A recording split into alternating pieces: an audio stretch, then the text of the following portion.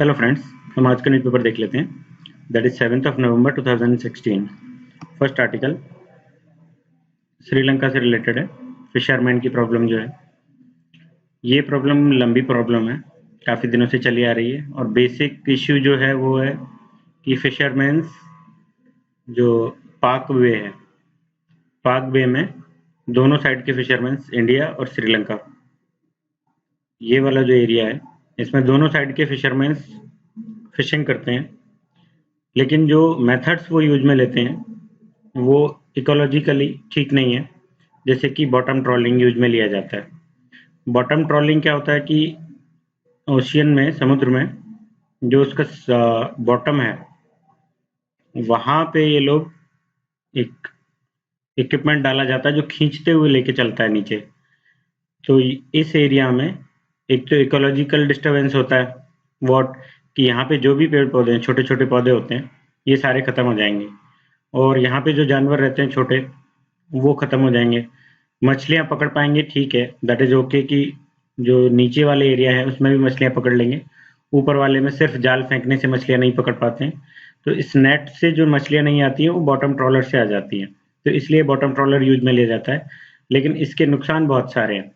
और दूसरा, ये परमानेंटली डैमेज कर देता है इस हैबिटेट को। तो नेक्स्ट जो मछलियाँ आगे पैदा होंगी वो भी नहीं हो पाती हैं।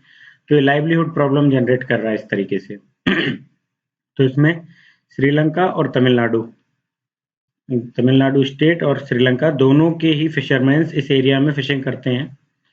और श्रीलंकन साइड से ये बार बार शिकायत की जाती है कि बॉटम ट्रॉलर से फिशिंग करते हैं इंडियन फिशरमैन्स, और वो प्रॉब्लम क्रिएट कर रहे हैं। इनके बीच जो एग्रीमेंट था इंडिया और श्रीलंका के बीच, उसमें 3 तरह की चीज़ें थी कि इस चीज़ को ख़त्म करने के लिए क्या-क्या किया गया था।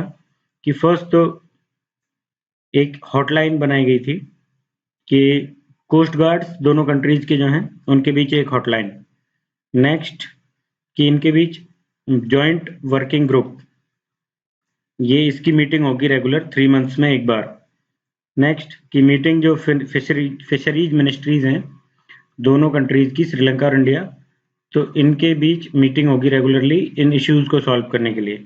अब आगे इश्यूज क्या हैं कि इंडियन जो फिशरमैन्स हैं तमिलनाडु के, उनके पास लाइवलीहुड के लिए फिशिंग ही है और बाकी लाइवलीहुड के साधन उनके पास नहीं है। तो we have to tackle that problem कि उनके लिए और लाइवलीहुड जनरेट कर सकें हम, जिससे ये बॉटम ट्रॉलर्स जो यूज में लिए जाते हैं वो ना यूज में लें। तो इसके लिए तमिलनाडु के फिशरमैन्स ने कहा था कि हम 3 इयर्स में इसको ख़त्म कर देंगे, और उसमें भी पर ईयर हम 85 डेज के लिए हमें अलाउ किया जाए फिशिंग करना बॉटम ट्रॉलर्स के साथ। हम एक साथ ये ख़त्म नहीं कर सकते, बॉटम ट्रॉलर्स को नहीं हटा सकते, लेकिन धीरे धीरे हम फेज आउट करके इसको ख़त्म कर देंगे, और जिससे हम नेक्स्ट चीज़ें खरीद सकें, लाइक कि वॉट, डीप सी में फिशिंग करने के लिए अलग से बोट्स आती हैं, बड़ी बोट्स होती हैं। तो वो बोट्स परचेज कर पाना हर एक फिशरमैन के लिए पॉसिबल नहीं है, वो महंगी होती हैं। तो इन बॉटम ट्रॉलर्स को यूज में लिया जाता है, इसलिए इनको फेज आउट करने के लिए हमें टाइम की ज़रूरत है। दैट वी नीड 3 इयर्स, और 3 इयर्स में 85 डेज पर ईयर हम यूज में लेके और इसको फेज आउट कर देंगे। लेकिन श्रीलंकन गवर्नमेंट इसके लिए तैयार नहीं है। हालांकि दोनों तरफ से गवर्नमेंट जो है वो ना तो फिशरमैन्स को जनरली अरेस्ट भी नहीं करते हैं, अरेस्ट करते हैं तो कोई कैजुअलिटीज नहीं होती हैं और उनको छोड़ दिया जाता है, उनके सिर्फ बोट्स को और इनको ही जब्त करके रख लिया जाता है। तो इस तरीके से होती हैं चीज़ें, लेकिन फिर भी ये कंसर्न का इश्यू तो है ही और इसको टैकल किया जाना जरूरी है। तो ये एक दूसरा आर्टिकल भी है, इसमें भी यही चीज़ है कि आगे हम क्या करेंगे। तो उसके लिए कि ये जो जॉइंट वर्किंग ग्रुप है, ये एक्सपीडाइट करेगा बॉटम ट्रॉलर्स को ख़त्म करने के लिए कि इसमें किस तरीके से क्या काम किए जाएँ। दूसरा कि पेट्रोलिंग ज़्यादा की जाएगी जो दोनों साइड के कोस्टल गार्ड्स हैं वो, और अरेस्टेड फिशरमैन्स हैं उनको ईच दोनों साइड के वाटर्स में जो भी अरेस्ट किए जाते हैं उनकी प्रॉपर टैकलिंग होगी दोनों साइड से। इस तरीके के काम आगे करेंगे। तो ये दोनों साइड की गवर्नमेंट्स मिलके इस तरीके के स्टेप्स उठा रही हैं, लेकिन इसमें कुछ जल्दी किया जाना जरूरी है। क्यों? क्योंकि बॉटम ट्रॉलर्स को यूज में लेके परमानेंटली डैमेज कर देना चीज़ों को, वो किसी के भी हित में नहीं है, ना इंडिया के ना श्रीलंका के। दूसरा, हमारे रिलेशंस में भी प्रॉब्लम इससे क्रिएट होती है। बार बार जो विक्रम सिंघे पहले थे तो उस टाइम भी प्रॉब्लम्स क्रिएट हुई थी। राजपक्षे ने भी कई बार ये इश्यू उठाया है। तो इस तरीके की चीजें दोनों के बीच चलती रहती हैं। तो इस मुद्दे को ह्यूमैनिटेरियन ग्राउंड पे देखते हुए इस प्रॉब्लम को सॉल्व करना जरूरी है। इस तरीके से इस दोनों आर्टिकल्स में कंक्लूड की गई है चीजें। नेक्स्ट आर्टिकल हम देख लेते हैं। ये आर्टिकल लेबनान में नया प्रेसिडेंट बना है, उससे रिलेटेड है, कुछ खास काम का नहीं है। तो नेक्स्ट आर्टिकल देखते हैं।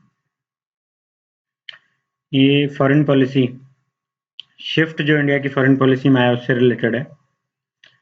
इस तरीके के आर्टिकल ऑलरेडी हम 3-4 डिस्कस कर चुके हैं और इस आर्टिकल में भी ऑलमोस्ट वही सारी बातें लिखी हुई है जो कि हम पहले डिस्कस कर चुके हैं। लेकिन इसने जिस तरीके से प्रेजेंट किया है वो देख लेते हैं कि स्टार्टिंग जो हुई थी जब बीजेपी गवर्नमेंट आई थी, तो जो स्टार्टिंग थी फॉरेन पॉलिसी की, उसमें क्या क्या चीजें नई ऐड की गई थी। फर्स्ट कि जो लुक ईस्ट पॉलिसी थी उसको एक्ट ईस्ट में बदला, उसका नाम चेंज किया कि वी विल एक्ट स्ट्रांगली, और हम इस लुक ईस्ट को एक्ट ईस्ट में बदल के जो भी काम अटके हुए हैं उन सबको तेजी से हम कंप्लीट करेंगे। तो we will act not just look, इस तरीके से चेंज किया गया था। Instead of looking we will act, तो ये चेंज था। दूसरा कि ऑब्जेक्टिव्स जो और रखे थे फॉरेन पॉलिसी में, नेबरहुड फर्स्ट पॉलिसी एक ये थी। थर्ड कि इंडिया की जो ग्रोथ स्टोरी है उसको हम ग्लोबली यूज में लेंगे। ग्रोथ हमारी चाइना और इंडिया दो कंट्रीज हैं जो कि फास्टेस्ट ग्रोइंग में मानी जाती हैं, और चाइना की भी थोड़ी स्लो डाउन हो गया तो इंडिया को फास्टेस्ट ग्रोइंग कंट्री बोला जाता है। तो इस स्टोरी को we will use in our foreign policy, इस तरीके की बातें की गई थी। नेक्स्ट कि साइनो इंडिया रिलेशंस हैं उनको हम आगे तक ले जाएंगे, और साइनो इंडिया रिलेशंस को we will further use to our growth. तो इस तरीके की बातें की गई थी फॉरेन पॉलिसी में। और देन जब लगभग 50 से ज्यादा फॉरेन विजिट्स की पीएम मोदी ने, तो जो रूलिंग पार्टी है उनका कहना था कि पीएम मोदी ने एनर्जाइज कर दिया है फॉरेन पॉलिसी को। इस तरीके की बातें उन्होंने की।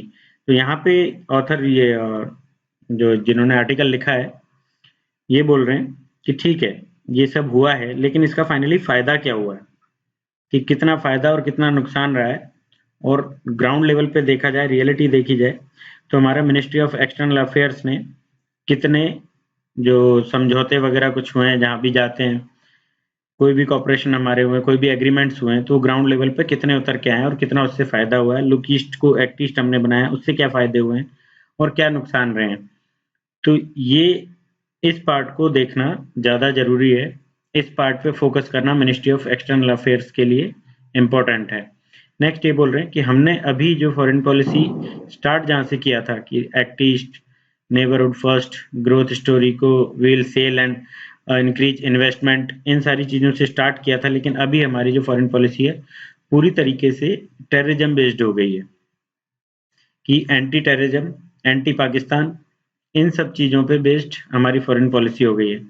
एंटी पाकिस्तान ये कह रहे हैं कि लोकली डोमेस्टिक लेवल पे एंटी पाकिस्तान होना, एंटी टेररिज्म फॉरेन पॉलिसी रखना, ये लोकली डोमेस्टिक लेवल पे इलेक्शंस में फायदा करवा सकता है जो रूलिंग पार्टी है उसको। लेकिन ये फॉरेन पॉलिसी के लिए, फॉरेन पॉलिसी को बेसिकली ये डैमेज कर रहा है। जो एक कैरेक्टर था इंडियन फॉरेन पॉलिसी का उसको ये डैमेज कर रहा है। तो ये कह रहे हैं कि इससे फिर क्या क्या नुकसान है आगे, लाइक कि एक तो टेररिज्म बेस्ड फॉरेन पॉलिसी हो गई, तो कोई भी और जो एग्रीमेंट्स होते हैं, कॉपरेशंस होते हैं, स्ट्रेटेजिक पार्टनरशिप्स हम करते हैं और कंट्रीज के साथ, इन्वेस्टमेंट, ट्रेड, इन सब चीजों से फोकस पूरी तरह से हट गया है। नेक्स्ट कि इंडिया चाइना रिलेशंस जो हैं वो और बिगड़े हैं जब से हमने टेररिज्म पे ज्यादा फोकस स्टार्ट किया है। इंडिया चाहता है कि चाइना भी एंटी पाक हो, पाकिस्तान के खिलाफ स्टेटमेंट्स दे, जैसे हमने ब्रिक्स में कोशिश की थी लेकिन चाइना ने मना कर दिया, तो वो स्टेटमेंट्स नहीं आ पाए। तो उससे इंडिया चाइना रिलेशंस और डैमेज हुए हैं, क्योंकि चाइना पाकिस्तान का फेवर करता ही है। तो हमें चाइना के साथ रिलेशंस बना के रखने हैं, तो एक बैलेंस्ड फॉरेन पॉलिसी यूज में लेनी होगी, ना कि सिर्फ टेररिज्म पे बेस्ड होकर हमें काम करना होगा। हमें ट्रेड पे, इन्वेस्टमेंट पे हमें फोकस करना पड़ेगा, ना कि सिर्फ टेररिज्म को हमारे उसमें फॉरेन पॉलिसी के तर्कश में रखें हम। नेक्स्ट कि जो एक इमेज थी पीएम मोदी की, ग्लोबल इमेज, वो इमेज भी धूमिल हो गई है। वाई? कि स्टार्टिंग में वर्ल्ड ने, सभी ने ये देखा था कि पीएम मोदी का फॉरेन पॉलिसी होगी, जो उनका विजन है वो है कि इन्वेस्टमेंट को लेके, ग्लोबल पार्टनरशिप्स को लेके और इंस्टीट्यूशनल रिफॉर्म्स, इकोनॉमिक डिप्लोमेसी, इन सारी चीज़ों पे बेस्ड उनका एक व्यू है, एक बड़ा पर्सपेक्टिव उनका है, ब्रॉडर व्यू में वो देख रहे हैं। लेकिन जैसे ही ये चेंजेज आए कि सिर्फ टेररिज्म बेस्ड हो गई है, इससे डोमेस्टिक फायदे मिल रहे हैं लेकिन ग्लोबली फॉरेन पॉलिसी वीक हो रही है। So we are weakening our global foreign policy through this terrorism based foreign policy.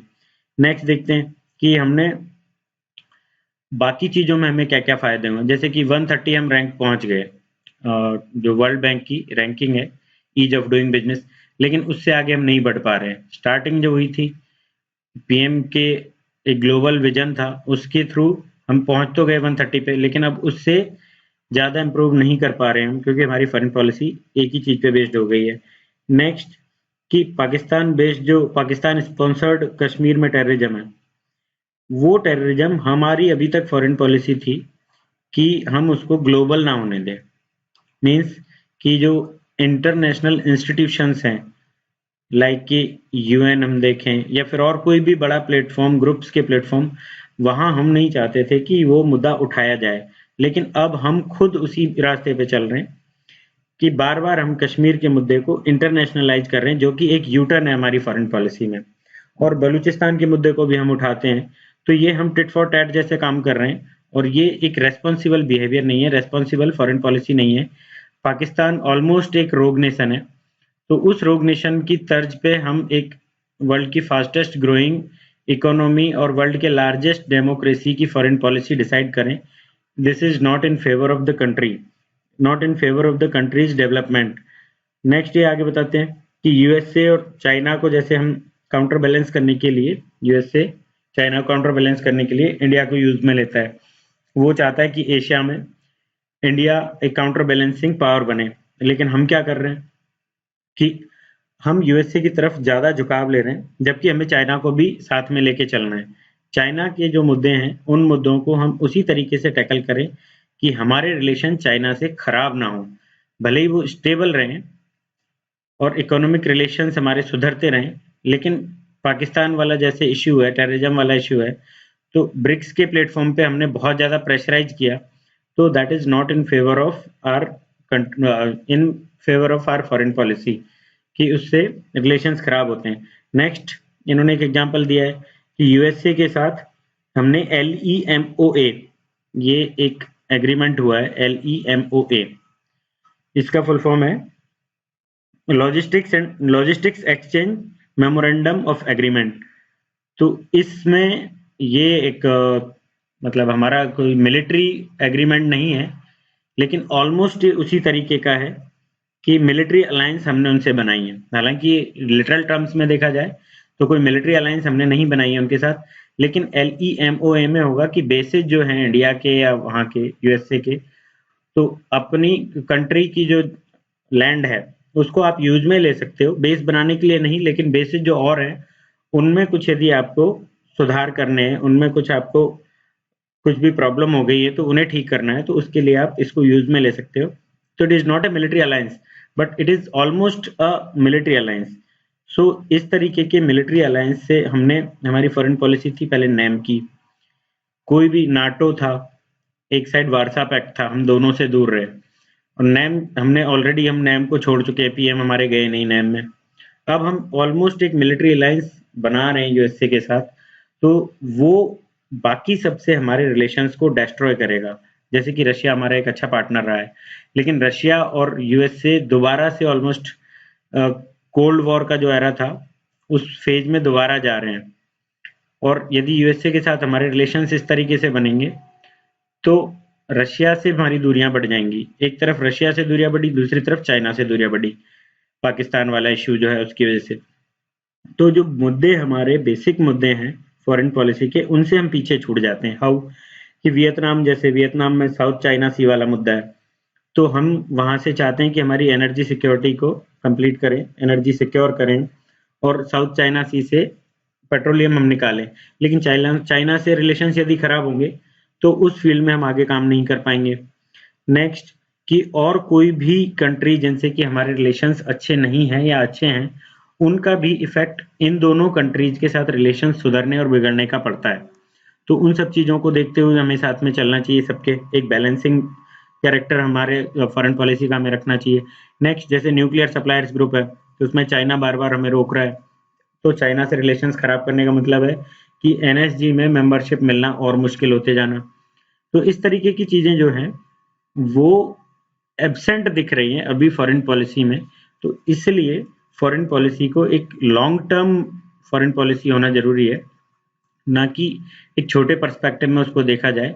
Long term strategy बनाई जाए जिससे कि बाकी जो मुद्दे हैं हमारे बड़े यूएन में, जैसे यूएन सिक्योरिटी काउंसिल में हमें परमानेंट मेंबरशिप चाहिए, उसमें हमें चाइना का भी साथ चाहिए, तो उसमें हमें रशिया का भी चाहिए, वीटो पावर दोनों के पास है, तो इन दोनों से हम रिलेशन खराब नहीं कर सकते। तो सिर्फ टेररिज्म बेस्ड फॉरेन पॉलिसी बना के हम इंटरनली डोमेस्टिक वे में जो रूलिंग पार्टी है वो भले ही फायदा उठा सकती है, लेकिन फाइनली वो फॉरेन पॉलिसी को डैमेज कर रहा है। इस तरह की बात इन्होंने की है। तो हमें फिर क्या करना चाहिए? तो इसमें इन्होंने आगे लिखा है कि एक लॉन्ग व्यू की एक आर्ट होती है, उस आर्ट को डेवलप करना, उस आर्ट को मिनिस्ट्री ऑफ एक्सटर्नल अफेयर्स के ब्यूरोक्रेट्स में उस आर्ट को डेवलप किया जाना जरूरी है। एक हमें इंस्टीट्यूशनल रिलेशंस बनाना जरूरी है, क्योंकि इंस्टीट्यूशनल रिलेशंस लगातार चलते रहते हैं। फॉरेन के जो दौरे होते हैं वो कभी कभार होते हैं, इंस्टीट्यूशन रिलेशंस लगातार धीरे धीरे प्रोग्रेस करते रहते हैं। तो उस तरीके का हमें काम करना चाहिए। और एक हमें नेशनल सिक्योरिटी डॉक्ट्राइन बनाने की जरूरत है, जो कि एक कंसेंसस के साथ बने, सारी पॉलिटिकल पार्टीज के साथ मिलके, सभी के गाइडेंस में बने, स्टेट्स मिलके काम करें उसके लिए। तो उसमें हमारी इंटरनल सिक्योरिटी प्लस हमारी बॉर्डर सिक्योरिटी जो है, बॉर्डर की, नेक्स्ट इंसर्जेंसी, इन सभी चीजों से, क्रॉस बॉर्डर टेररिज्म, इन सभी चीजों से लड़ने के लिए हम एक पॉलिसी बनाए, ऐसी पॉलिसी जो इन सभी चीजों को एक साथ टैकल कर पाए। So that is necessary for us. सिर्फ हम टेररिज्म पे फोकस करें, ये गलत है। नेक्स्ट आर्टिकल देखते हैं। ये ओबामा ने जो किया है उससे रिलेटेड है। इलेक्शन चल रहा है वहां प्रेसिडेंट का, तो हिलेरी क्लिंटन और ट्रंप, ओबामा, एक ट्रायंगल है। हिलेरी क्लिंटन और ओबामा सेम पार्टी के हैं। तो अब ये इस आर्टिकल में दिया गया है कि रशिया और यूएसए ये ऑलमोस्ट कोल्ड वॉर एरा में दोबारा पहुंच चुके हैं। तो जो भी प्रेसिडेंट बनेगा उसको इस चीज को डील करना पड़ेगा। इस तरीके से इस आर्टिकल में बहुत ज्यादा काम का नहीं है। नेक्स्ट देखते हैं। ये आर्टिकल इससे रिलेटेड है, जो अभी एनडीटीवी को बैन किया गया है एक दिन के लिए। तो ये क्यों बैन किया गया है? ये बैन किया गया है क्योंकि पठानकोट में जो अटैक हुआ था, उस पठानकोट अटैक की जो रिपोर्टिंग की गई है, ईदर लाइव रिपोर्टिंग और पीरियोडिक रिपोर्टिंग, इस तरीके की टर्म्स हैं। हमारा एक एक्ट है, रूल्स है हमारे बेसिकली, कि केबल टेलीविजन नेटवर्क रूल्स हैं 2015 के, cable television network rules amended rules हैं 2015 में बने। तो ये रूल्स इसमें इंक्लूड की गई हैं चीजें। अमेंडमेंट जो हुआ 2008 में जो अटैक हुआ था मुंबई में ताज पे, उसकी लगातार उसकी रिपोर्टिंग की गई है, लाइव रिपोर्टिंग की गई है। उस रिपोर्टिंग के थ्रू फायदा उठाया है टेररिस्ट ने, कि टीवी अंदर भी था, टीवी पे देखते हुए लगातार एनएसजी और पुलिस ये क्या क्या कर रही हैं, इसकी उन्हें सारी खबर मिल रही थी। तो इससे डैमेज ज्यादा बढ़ गया। इस वजह से ये अमेंडमेंट्स किए गए थे। जो केबल टीवी है, केबल टेलीविजन नेटवर्क्स जो रूल्स हैं उसमें अमेंड करके ये चीजें जोड़ी गई थी कि लाइव कवरेज, कोई भी टेररिस्ट ऑपरेशन है उसका, सिक्योरिटी फोर्सेज ऑपरेशन कर रही है उसका लाइव कवरेज, ये नॉट अलाउड। दूसरा कि पीरियोडिक ब्रीफिंग जो है दैट इज नॉट अलाउड। जब तक कि ऑपरेशन खत्म ना हो जाए, ऑपरेशन सक्सेसफुल हो गया, खत्म हो गया, उसके बाद जो सिक्योरिटी पर्सनल है, उनका हेड है कोई, वो जब तक ऑपरेशन कंक्लूड होने के बाद डेजिग्नेटेड ऑफिसर जब तक ना बताए, तब तक कोई इस तरीके की लाइव रिपोर्टिंग और पीरियोडिक ब्रीफिंग नहीं होगी। ये अमेंडमेंट किए गए थे इसमें। तो इसके बेसिस पे इसको बैन किया गया है 1 डे के लिए। फाइन, ये चीजें ठीक है। अब नेक्स्ट जो क्वेश्चन उठाए गए हैं वो क्या है कि जो बैन किया गया है वो सिर्फ एनडीटीवी पे क्यों,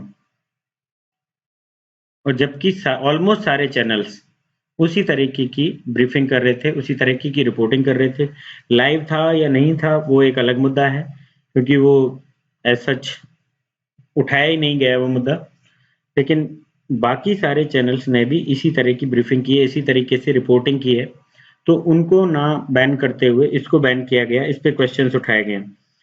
तो वाई दीज क्वेश्चंस, आर्टिकल 19(1) इससे फ्रीडम ऑफ स्पीच हमें मिला हुआ है। आर्टिकल 19(2) इससे उस पे प्रतिबंध लगाए गए हैं, रेस्ट्रिक्शंस की किस तरीके से क्या चीज होगी तब उसको रेस्ट्रिक्ट किया जा सकता है। तो ये दोनों आर्टिकल से, आर्टिकल 19(1) से जो फ्रीडम मिली है, उस फ्रीडम के लिए, उस फ्रीडम के तहत आजादी है किसी भी टीवी चैनल को या किसी भी पर्टिकुलर पर्सन को कि वो सच बोले, ही कैन स्पीक ट्रूथ। दूसरा कि वो क्वेश्चन करे, जो भी रूलिंग पार्टी है, गवर्नमेंट है, उससे क्वेश्चन करे, पावर में जो है।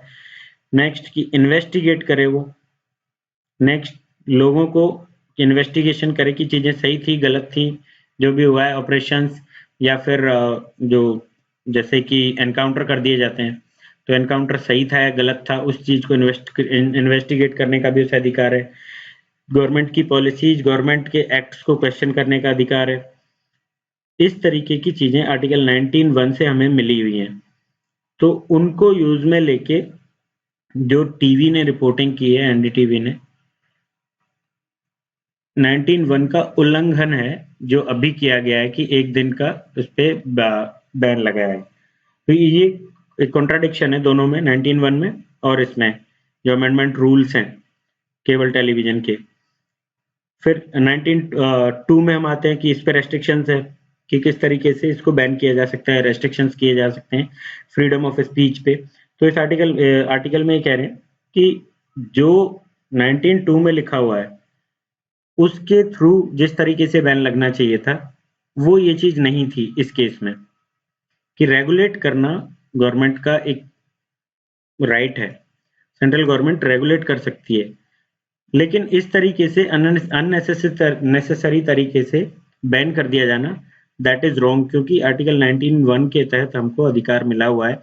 और नेक्स्ट थिंग कि जब एक इतने बड़े टीवी चैनल पे बैन लगा दिया जाता है, इससे पहले भी एक इन्होंने दिया है कि एक फॉरेन चैनल पे भी बैन लगाया गया था, तो एक इतने बड़ी टीवी चैनल पे बैन लग जाता है, तो बाकी एक आम आदमी, कॉमन मैन की जो फ्रीडम ऑफ स्पीच है उसकी क्या कंडीशन होगी, ये सोचने वाली बात है। तो इसको, इसका वायलेशन ना हो और कोर्ट के लिए इस चीज को छोड़ दिया जाए कि क्या चीजें नेशनल इंटरेस्ट की हैं और क्या नहीं है। एग्जीक्यूटिव इस चीज में इंटरफेयर ना करे, एग्जीक्यूटिव इस तरीके से पावर्स का इस्तेमाल करके और फ्रीडम ऑफ स्पीच को खत्म ना करे, इस तरीके के एग्जाम्पल्स ना सेट करे। ये पूरे ही देश के लिए ही खतरनाक है ये। तो दोनों तीनों जो हमने सेपरेशन ऑफ पावर्स किया है, तो that should remain, because it is the basic structure of our constitution कि फ्रीडम ऑफ स्पीच मिले, सेपरेशन ऑफ पावर्स बना रहे। तो ये जो हमारा बेसिक स्ट्रक्चर है कॉन्स्टिट्यूशन का, उसको खत्म ना किया जाए। और आर्टिकल 14 के तहत जैसे सभी की समानता का अधिकार, सभी विधि के समक्ष समानता जो होती है उसका अधिकार है, तो एनडीटीवी पे ही सिर्फ बैन लगाया गया, बाकी पे नहीं लगाया गया। ये भी आर्टिकल 14 का वायलेशन है। तो इस तरीके की चीजें ना हो, और तीनों को अपने अपने, जैसे मीडिया को हम बोलते हैं फोर्थ पिलर, तो मीडिया अपना काम करता रहे, जो अभी हमने बात की, क्वेश्चन करना, दूसरा इन्वेस्टिगेट करना, तो ये सारी चीजें मीडिया के काम है, वो मीडिया करे। Let the do judiciary their work कि नेशनल इंटरेस्ट क्या है उसको वो डिफाइन करें, और एग्जीक्यूटिव अपना काम करे। इस तरीके की चीजें होनी चाहिए, ये नहीं होना चाहिए। इस आर्टिकल में इतना है। नेक्स्ट आर्टिकल हम देखते हैं। ये आर्टिकल मेंटल हेल्थ से रिलेटेड है। ये पूरा एक अलग से मैंने वीडियो डाला हुआ है मेंटल हेल्थ से रिलेटेड, मेंटल हेल्थ पॉलिसी और मेंटल हेल्थ जो प्रोग्राम हमारा पहले से चल रहा है उनसे रिलेटेड एक पूरा वीडियो डाला हुआ है, वो आप देख लीजिए। उसमें सारी चीज़ें एक्सप्लेन की हुई हैं किस तरीके से क्या है, वही चीज़ें इसमें हैं। बार बार आ रही हैं ये चीज़ें, तो पूछा जा सकता है, इसलिए मैंने आर्टिकल दोबारा डाल दिया। नेक्स्ट, ये COP7 एक कॉन्फ्रेंस ऑफ पार्टीज 7 WHO की कॉन्फ्रेंस है। किससे रिलेटेड? टोबैको से रिलेटेड। टोबैको के क्या क्या इश्यूज हैं, ये 7 से 12 नवंबर के बीच कॉन्फ्रेंस होगी। वहाँ पे क्या क्या डिसाइड किया जाएगा, WHO framework convention on tobacco control. तो इसमें क्या क्या डिसाइड होगा, क्या होगा, वो बाद की बातें हैं, ये हम देख लेंगे जब भी इसके निकल के आएंगे रिजल्ट्स। अभी इसमें कुछ 2-4 डाटा दिए गए हैं जो कि काम के हमारे, वो एक एवरेज टाइप से आप याद रख सकते हो, एग्जैक्ट डाटा याद रखने की जरूरत नहीं है। जैसे कि इसमें 9 लाख दिया है कि 9 लाख लोग हर साल मर जाते हैं टोबैको की वजह से।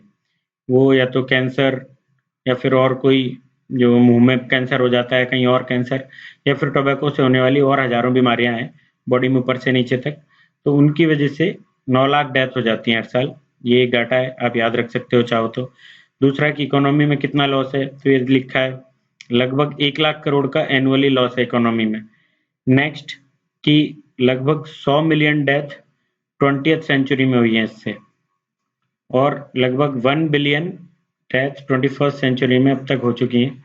तो ये डाटा चाहो तो आप, इनफैक्ट मैं कहूँगा कि याद रख लो, कहीं जरूरत पड़े तो लिख देना। और इस बार कोई ना कोई क्वेश्चन मेरे हिसाब से हेल्थ से रिलेटेड बनने वाला है, क्योंकि बार बार ये चीज़ें आ रही हैं, पॉल्यूशन से रिलेटेड, हेल्थ पॉलिसी से रिलेटेड। तो इसको एक बार आप इन डाटा को कहीं लिख लीजिएगा, एक बार लिखने से याद हो जाएंगे। नेक्स्ट आर्टिकल देखते हैं। ये हम ऑलरेडी बात कर चुके हैं और अभी PM यहाँ की आ रही हैं, वर्क परमिट से रिलेटेड है कि ये चाहते हैं, यूके जैसे चाहता है कि हम बिजनेस हर कंट्री के साथ करें लेकिन माइग्रेंट्स हमारे यहाँ ना आए। स्टूडेंट वीजा ये देते हैं, लेकिन जो स्टूडेंट इनकी पढ़ाई खत्म होने के बाद वर्किंग के लिए परमिट नहीं मिलता है। तो परमिट नहीं मिलता है तो प्राइवेट कंपनीज में वर्क एक्सपीरियंस काफ़ी ज़रूरी होता है, तो फिर प्रॉब्लम्स होती हैं। तो वो सारी चीज़ें हैं, ये ऑलरेडी हम देख चुके हैं और अभी इनकी विजिट के बाद और देख लेंगे। नेक्स्ट, ये पूरे 2 पेजेज आए हैं, ये वही वेस्ट डिस्पोजल से रिलेटेड है। Pollution, air pollution, solid waste से होने वाला, उसको जलाने से एयर पॉल्यूशन, सॉलिड वेस्ट का मैनेजमेंट ठीक से नहीं है तो उससे रिलेटेड, किस तरीके से क्या क्या लोग कर रहे हैं, जैसे हाउसिंग सोसाइटी खुद इनिशिएटिव लेके काम कर रही हैं, कुछ लोग खुद ही पर्सनल लेवल पे भी काम कर रहे हैं और अपने खुद के वेस्ट को खुद ही डिस्पोज ऑफ करने की कोशिश कर रहे हैं। नेक्स्ट, जैसे इन्होंने कहा कि कमर्शियलाइज करो, जो स्टेबल बर्निंग होती है, स्टेबल बर्निंग, तो इसको जो खेतों में खड़ी हुई फसल को जला दिया जाता है, तो अनाज को निकाल लेने के बाद, ग्रेन्स को निकाल लेने के बाद जो फसल बची है, इसको भी कमर्शियलाइज कर दिया जाए तो स्टेबल बर्निंग नहीं होगी। ये सॉल्यूशन इन्होंने एक दिया है। नेक्स्ट, ये नाइट में स्टेबल बर्निंग करते हैं किसान, दिन में जैसे निगरानी की जाती है तो रात में जला देते हैं, तो उसको रोकने के लिए कुछ करना। ये जैसे दिल्ली के रोड्स को वैक्यूम क्लीन किया जाएगा। दूसरा, हमने अभी कल देखा था कि एयर क्लीनर्स हाउसेज में लोग यूज में लेने लगे हैं। तो इन दोनों पेजेज में यही सारी चीजें हैं और ये हम ऑलरेडी कई बार देख चुके हैं और बार बार ये आ रहा है, तो हो सकता है कि सॉलिड वेस्ट मैनेजमेंट पे क्वेश्चन बन जाए। लास्ट ईयर एयर पोल्यूशन पे आ चुका है, रिपीट होने के चांसेस जनरली नहीं होते हैं, तो इस बार सॉलिड वेस्ट मैनेजमेंट पे क्वेश्चन बन सकता है। नेक्स्ट हम देखते हैं। ओके, आज इतने ही इंपॉर्टेंट आर्टिकल लगे मुझे। थैंक यू दोस्तों, थैंक यू वेरी मच।